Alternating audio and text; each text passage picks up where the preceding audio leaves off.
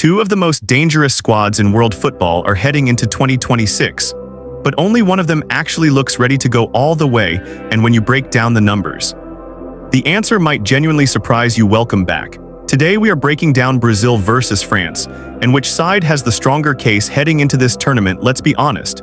When people talk about who could win the 2026 World Cup, two names come up almost every single time: Brazil and France, and it makes complete sense. These are two of the most talented, most experienced, and most decorated squads in the history of international football. But here is the thing: talent alone does not win tournaments.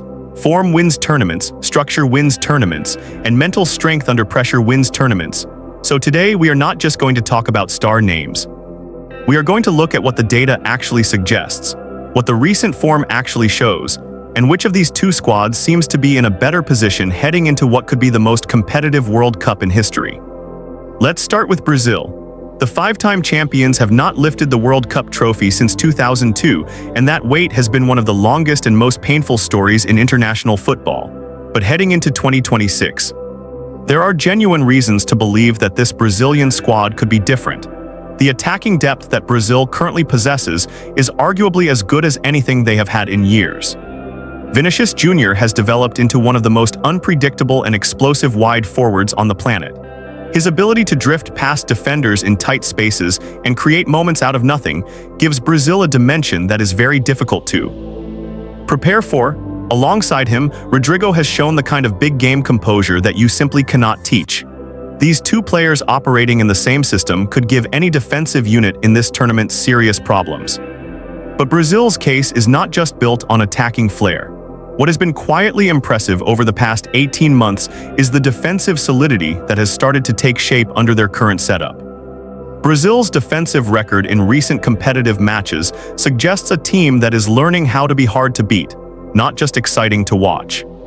And that balance between defensive structure and attacking brilliance is often what separates the teams that go deep in tournaments from the ones that flame out in the quarterfinals. The question mark for Brazil, as it has been for years, is whether the squad can hold together emotionally and tactically when the pressure of a knockout game reaches its peak. History suggests that has been their biggest challenge. Whether 2026 is different remains to be seen. Now let's talk about France. The defending champions from 2018 and the runners-up from 2022 enter this tournament with arguably the most individually gifted squad in the entire competition.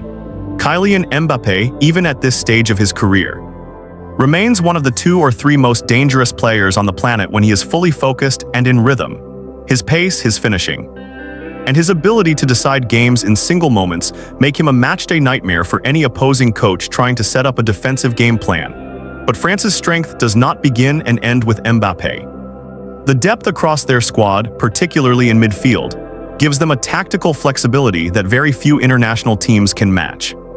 What makes France particularly interesting heading into this tournament is the way their squad has matured since 2022. The lessons from that World Cup final in Qatar, where they came agonizingly close to retaining the trophy, seem to have sharpened rather than broken the group.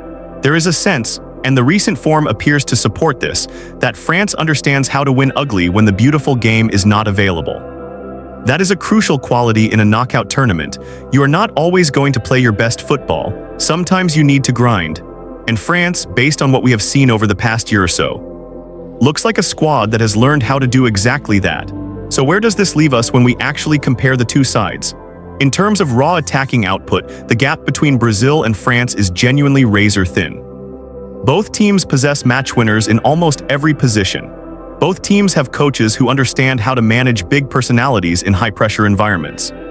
Both teams arrive in this tournament with the kind of experience that cannot be manufactured. But there are a couple of areas where the comparison gets more interesting. France's midfield, in terms of balance and defensive cover, appears to offer slightly more protection to their backline than Brazil's current setup does. That could matter enormously in a tournament where a single mistake can end your campaign. On the other hand, Brazil's attacking unit, particularly on the left side, carries a kind of electric unpredictability that even the most organized defensive structure can struggle to contain. If these two squads were to meet in the knockout rounds, and based on how the groups have been drawn, that possibility is very real. It would likely come down to which team manages the psychological weight of the occasion better. Brazil's hunger to end that long wait for a sixth World Cup title is a powerful motivating force. But France's experience of actually winning, and almost winning the tournament in recent cycles, gives them a kind of quiet confidence that is hard to replicate. Both sides have the pieces. Both sides have the motivation. The question of which one looks stronger right now is genuinely one of the most fascinating conversations in world football heading into this summer. So where does all of this leave us after breaking everything down? Both Brazil and France arrive at the 2026 World Cup carrying the kind of weight that only the biggest nations in football truly understand. Brazil carries 24 years of hurt, 24 years of near misses, and 24 years of a nation waiting to feel that feeling again.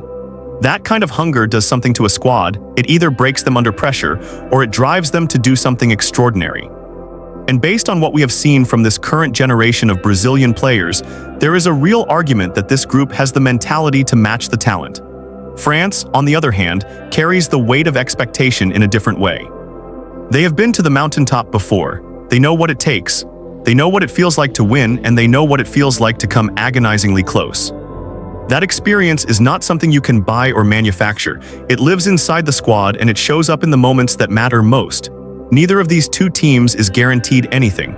Football does not work that way, but right now. Heading into this tournament, both Brazil and France look like genuine forces that no team in this competition would want to face in a knockout round.